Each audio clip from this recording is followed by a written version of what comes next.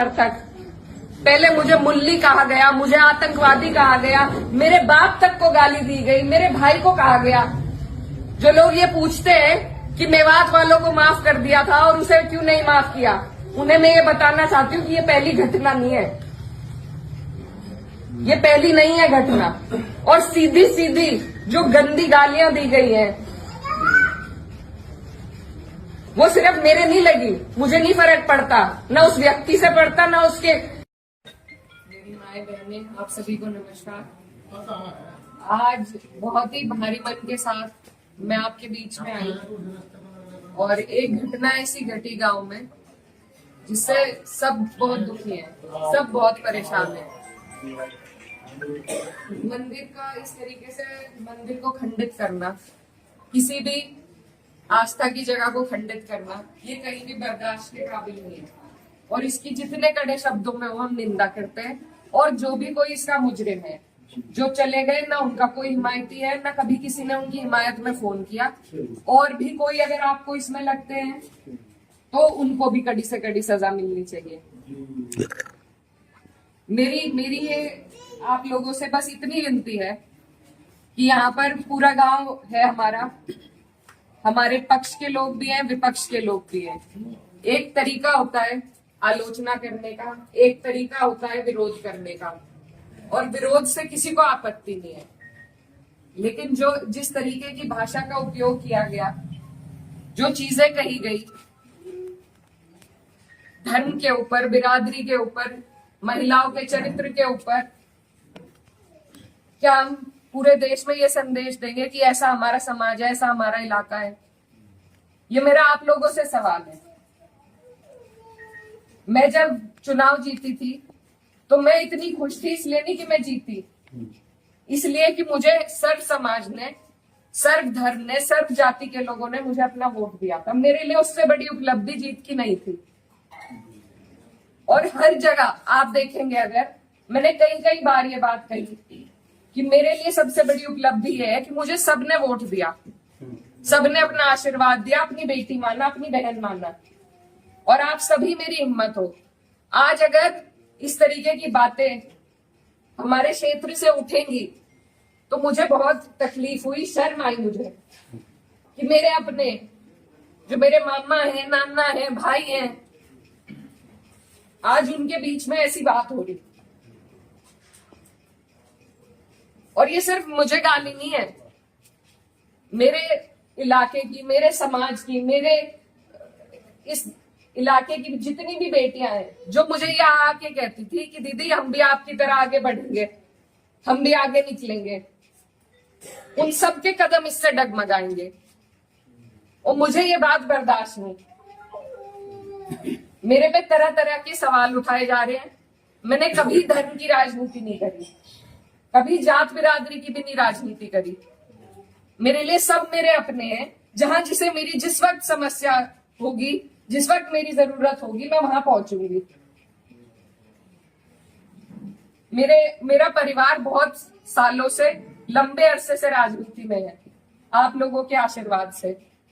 और हमारे वहां पर बाबूजी हुकुम सिंह जी का परिवार और हमारा परिवार लगातार राजनीति में रहा। कभी वो जीते, कभी हम जीते। लेकिन मैं आज उन्हें नमन करते हुए आपको ये बताना चाहती हूँ, कभी ऐसा नहीं हुआ कि किसी ने किसी पर व्यक्तिगत टिप्पणी करी हो, किसी ने किसी को इस तरीके की ओछी बातें कही हो। तो वो एक राजनीति का स्तर था।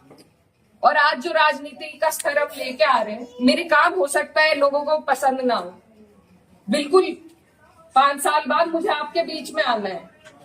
मैं किसी आपकी कसौटी पे खरी नहीं उतरी, मैं वोट मांगने की भी हकदार हूं और आपको देना भी नहीं चाहिए। लेकिन अगर कोई आपके इलाके से कोई लड़की अगर हौसला कर रही है, आगे बढ़ रही है, तो क्या उसे गालियां मिलनी चाहिए? क्या मैं आपके समाज की बेटी नहीं हूं? ऐसी बातें रोज देख कर कि इन्होंने तो धर्म बदल लिया था, ये तो सब हमारे इतिहास का हिस्सा है। इसका जवाब मैं दे सकती हूँ या कोई और दे सकता है क्या? मुझे किसी ने कहा कि अपने पिता की तरह कभी कभी खनक आती है आवाज में, तो मैं वो बात बदल नहीं सकती। मेरे खून में शामिल है, बिरादरी भी खून में शामिल है। निकाल लो, आप निकाल लो मेरा खून, लेकिन इस तरीके से ना तो मेरे समाज का ना मेरा सर इस तरीके से ना झुकाओ सारी दुनिया के सामने ही। मेरी आप सबसे अपील है हाथ जोड़ के।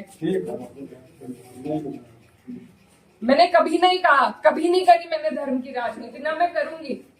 बहुत आसान है अगर मैं सिर्फ मुसलमानों की बात करूं, बहुत आसान है, मुझे कहीं भी नहीं जाना।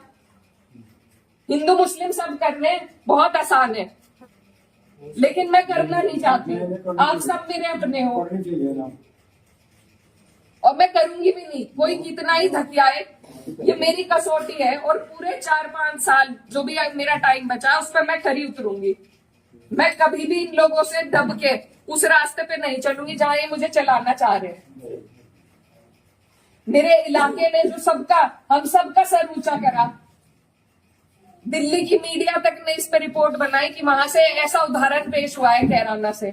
ये उस उदाहरण को तोड़ने की और सिर्फ अपने लालच की, सिर्फ अपने लालच की राजनीति में जो लोग इस तरीके से समाज को तोड़ रहे हैं, तो वो पहले मेरे पत्थर मारे, मुझे गाली दे, मैं सबसे आगे रहूंगी, लेकिन मैं इस काम से हटूंगी नहीं। आप सब मेरे अपने हो, मैं किसी को नहीं छोड़ूंगी। और ये जो लोग हैं, जो बात अभी मामा जी ने कही कि ये जो लोग हैं जिनको आजकल महापुरुष की उपाधि दी जा रही है, महापुरुष अगर कोई है तो बाबू हुकुम सिंह जैसे लोग हैं। ये नहीं है जो समाज को तोड़ रहे हैं, जो हिंदू मुस्लिम का विवाद पैदा कर रहे हैं।